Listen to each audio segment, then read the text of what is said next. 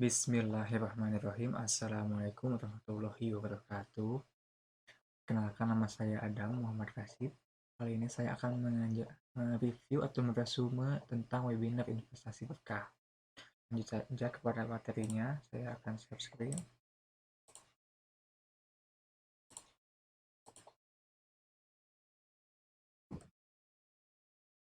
Oke, saya ada akan semua webinar. Pertama, yang dari pemateri pertama, di sini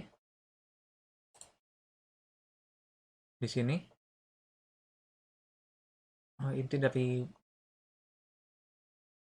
pemateri dari OJK, yaitu Bapak Imam. Itu intinya permasalahan dan penyebab utama dari investasi ilegal. Permasalahan yang paling paling apa namanya paling banyak ditemui yaitu pertama, menjanjikan keuntungan tidak wajar dan dalam waktu yang cepat. Kemudian ada yang kedua, menjanjikan bonus dan dari perekrutan anggota baru, yaitu member get member atau biasa disebut dengan istilah MLM. Kemudian memanfaatkan tokoh masyarakat, tokoh agama, public figure untuk menarik minat berinvestasi. Kemudian diklaimnya tidak ada resiko atau free risk. Kemudian masalahnya itu adalah legalitas yang tidak jelas. Kemudian tidak memiliki izin kelembagaan, tidak memiliki PT, koperasi, CV atau tapi adanya izin usaha tapi tidak memiliki izin kelembagaan. Kemudian memiliki izin kelembagaan dan izin usaha namun melakukan kegiatan yang tidak sesuai dengan izinnya. Jadi tidak sesuai dengan akad di awal. Kenapa permasalahan itu terjadi? Penyebab utamanya yaitu masyarakatnya mudah tergiur oleh bunga yang tinggi. Kemudian masyarakat belum paham mengenai investasi. Kemudian pelaku menggunakan tokoh agama, tokoh masyarakat, dan selebriti untuk menarik para korbannya. Kemudian nextnya,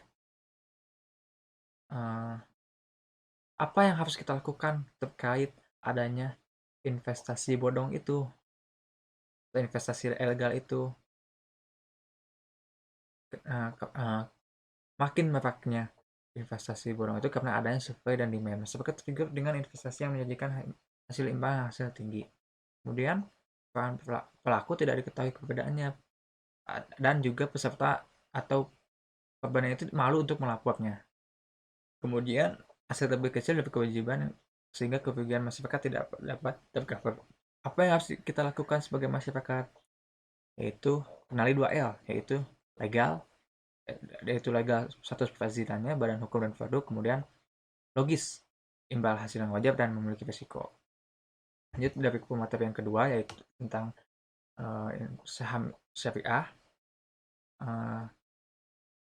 yaitu tentang saham syariah dari Mang Amsi. Nah, di sini ada perbedaan jenis investasi yang signifikan antara konvensional dan syariah. Yang pertama, dari aspek tujuan. Yang konvensional itu tertuju atau fokusnya pada return. Yang saham syariah itu selain ada return, ada juga misi sosialnya. Kemudian dari aspek pengelolaan, konvensional itu tanpa screening instrumen. Nah, kalau di bagian syariah ada screening dari kriteria syariahnya. Itu kemudian dari aspek return, dari konvensional tidak perlu cleansing. Kalau di syariah adanya cleansing non halal.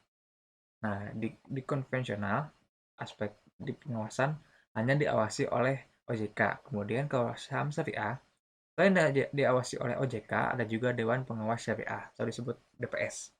Kemudian dalam aspek akad dalam konvensional itu tidak spesifik diatur kehalalannya. Kemudian perbedaannya dengan syariah yaitu harus sesuai dengan akad yang diperbolehkan oleh syariah.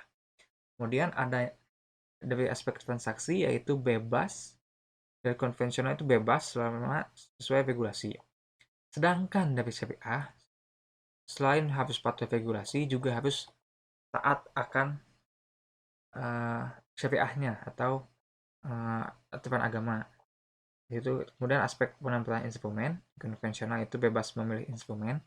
Nah, di syariah hanya instrumen yang sudah dinyatakan oleh DPS. Oke, selanjutnya, kenapa 7 alasan harus menginvestasi di saham syariah? Yang pertama itu amanah.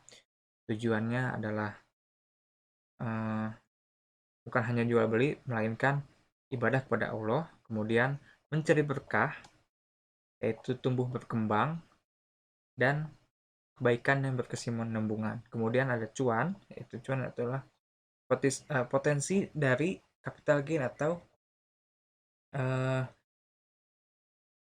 modal yang dijanjikannya ini potensinya sangat besar untuk keuntungannya. Kemudian ada dividen yang keempat. Dividen ini adalah membagi hasil atas depositonya. Kemudian yang yaitu efisien.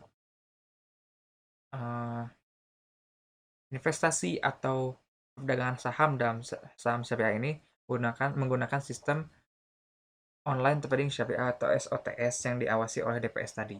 Kemudian ada filantropis. Filantropis adalah selain kita melakukan saham syariah, kita juga dapat mewakafkannya sebagian dari keuntungannya. Kemudian growth atau berkembang, karena pasar modal syariah ini sangat pesat perkembangannya.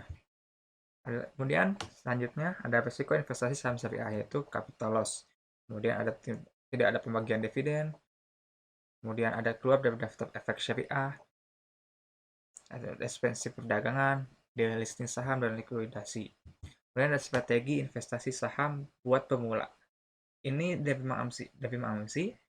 Yang pertama ada mulai dari modal yang sangat kecil itu terjangkau dulu, kemudian habiskan modal awal itu untuk belajar bertransaksi dari setor, tapi membeli dan menjualnya. Kemudian strategi yang ketiga adalah pelajari analisis fundamental, teknikal, dan money management. Yang keempat adalah upgrade terus skill berinvestasi dan berdagang saham dengan perkembangan terbaru. Dan yang terakhir, yang sangat ingat dari Bang Amsi katakan, ajakan untuk melakukan berinvestasi dalam saham syariah, yaitu apabila ada orang yang ingin bertanya kepada kita, apakah saham syariah itu boleh? Kita jelaskan dengan akadnya itu apa. Akadnya itu jual beli.